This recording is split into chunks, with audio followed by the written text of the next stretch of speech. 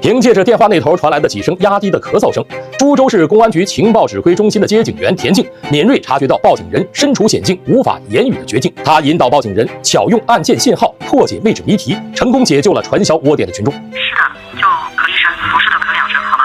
你是激动，你按键好吗？你按几下就是激动。3动是吗？1、2、3。您方便短信联系吗？我直接跟你短信沟通可以吗？好的，那我发短信给您。在数分钟的无声通话中，接警员一边仔细分辨案件节奏，一边结合背景音的环境信息分析，并与报警人短信沟通，最终成功锁定被困人员所在的具体楼栋与楼层。通过听声辨位、案件定位，民警迅速出警，精准突入传销窝点，成功解救6名被困群众。